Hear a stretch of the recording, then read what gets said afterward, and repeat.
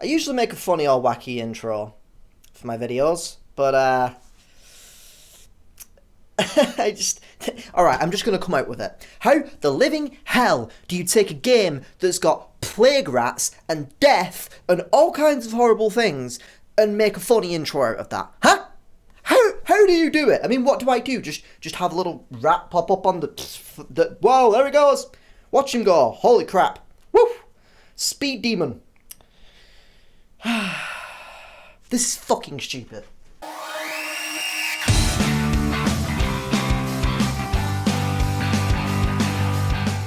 Tally-ho, ItsOcean back again with the perfect video to watch during this pandemic. It's a game about a sickness that spreads through the land.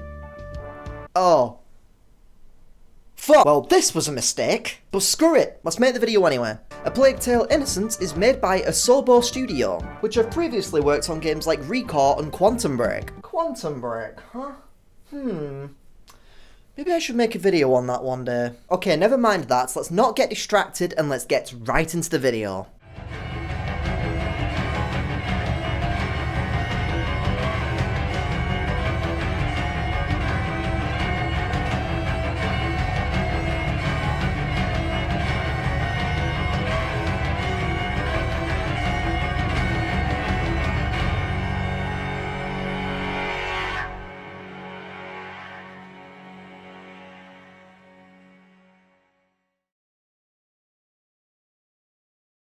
The sunshine beams through the trees as our leading young lady Amicia is in the forest with her father.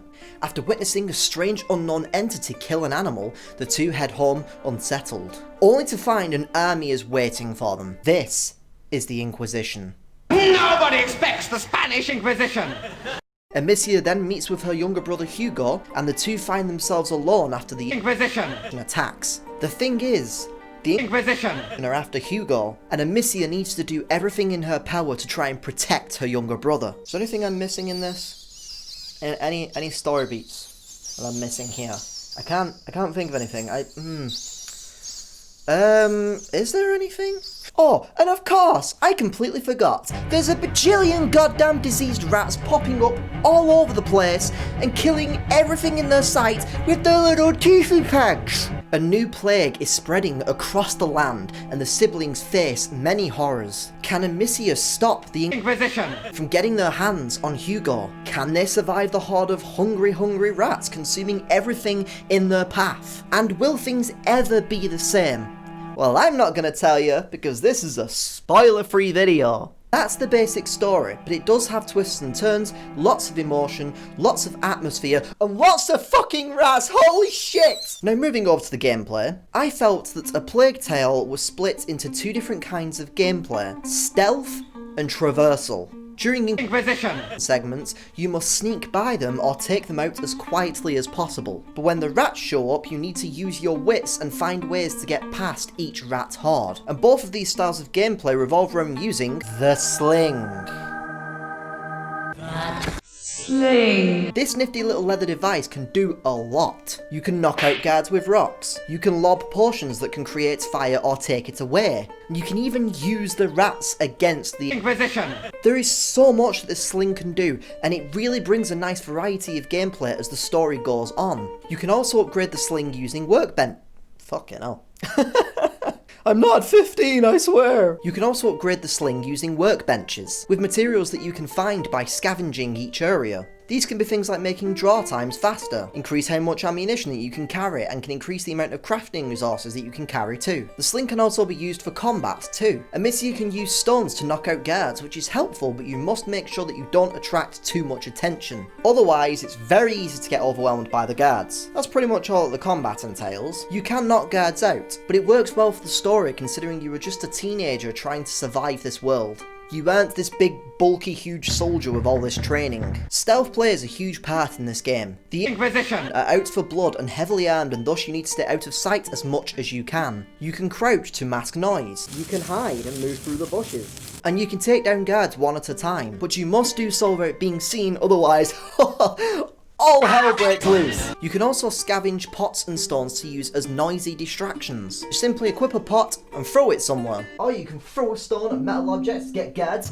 out of your way. The sling and stealth are incorporated very well into the game's puzzles, with each new sling ability adding more layers to the puzzles and to the game. This really helps to keep the game feeling fresh and fun as the story goes on. Now Hugo is only a child, and thus Amicia must guide him to keep him safe. You can hold hands with Hugo to keep him moving with you. You can ask him to wait so that you can go on alone. And Amicia can also ask Hugo to do things like crawling through small spaces to open blocked doors. It's essentially escort quest kind of gameplay, but it works very well in this game, and I never once found it frustrating to deal with. But that's only one half of the gameplay.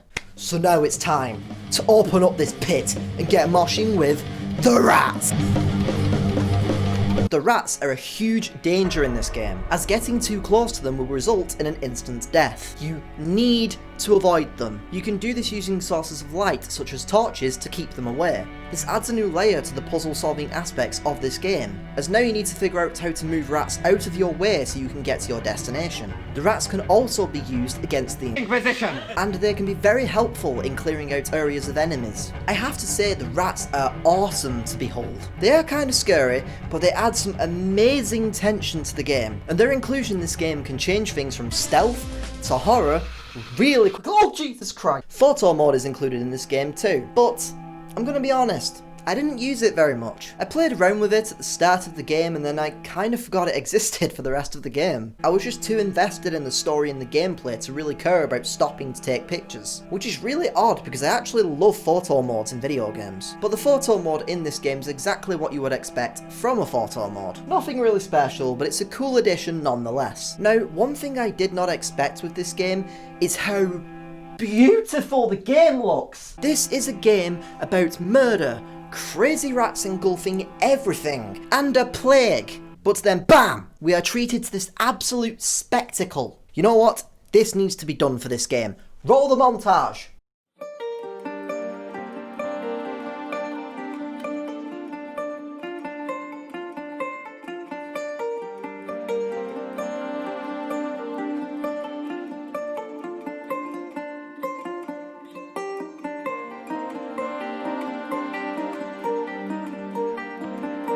It's so pretty! Oh my god! This game is a visual spectacle.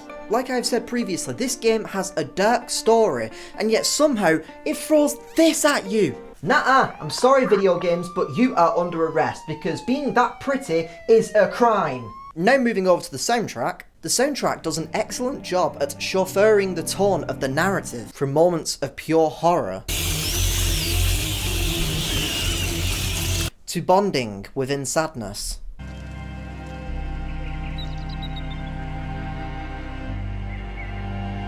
What? I'm not crying. I just have rats in my eyes. The game features a lot of string work that is done masterfully, and it really helps to create tension and drama. The soundtrack also fits into the game world with medieval inspired sounds and scores, which also helps to immerse you into this game's world, which is grim yet beautiful. It is an absolute joy to listen to as you play. Now for the issues section. Okay, so this might be a little bit nitpicky, but considering there is a very big focus on stealth during the Inquisition sections, why do the characters like to constantly speak to each other while near the pursuers? He's slower than us. There are bots over there. I could cross, make a diversion. And how the hell are these guys not hearing it? They're like right there. This kind of broke the immersion for me on a few occasions because how the hell? Just how? What is the logic here? Could you speak any louder, Amicia? And as for other issues, I just realised that was the only issue that I had with this game. And that feels really nice. I feel really happy now. No! Shut up! Oh yeah, I forgot that this game can be really depressing. I just can't have anything, can I? But before we move on to the next section, I do quickly want to say, a character named Melly says, We're better off using the back door. and the guard seemingly replies with, That's what he says.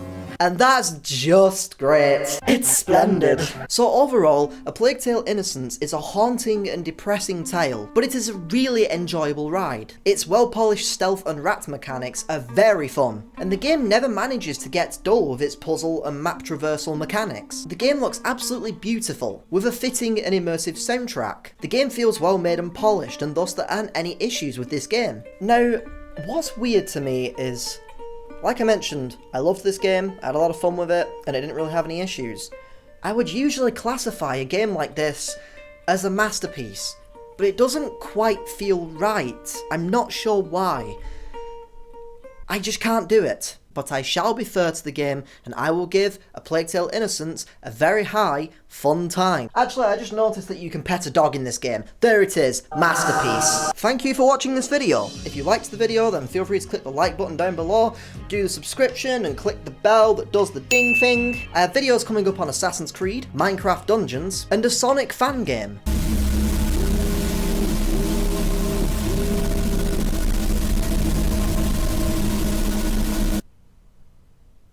What the fuck was that? So anyway, oh no, this can't be happening.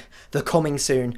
Anyway, thank you for watching, and I'll see you guys in the next video. No, please, no!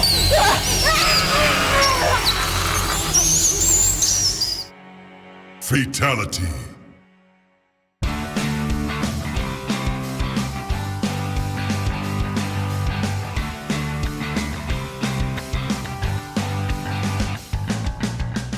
Nobody expects the Spanish Inquisition!